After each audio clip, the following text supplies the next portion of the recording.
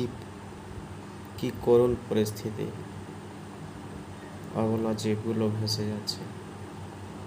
একটি ভিডিওতে দেখলাম অনেক গরু ভেসে যাচ্ছে, এখন অনেক মহিষ।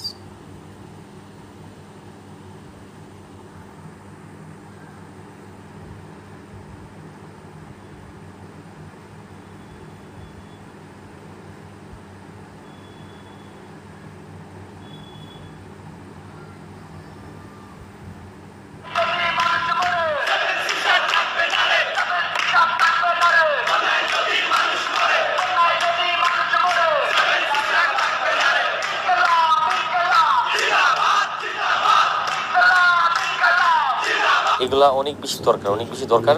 যখন শুকনো খাবার নিয়ে গেছি তখন বলতেছিল ভাই 3-4 দিন হয়ে গেছে ভাতের মুখ দেখি না। সেই জন্য তাদের জন্য বেশি বেশি করে খিচুড়ি রান্না হইতেছে, আর পাশাপাশি ভাত। এগুলো নিয়ে চলে যাব সেই ভাইদের কাছে যারা না খেয়ে আছে।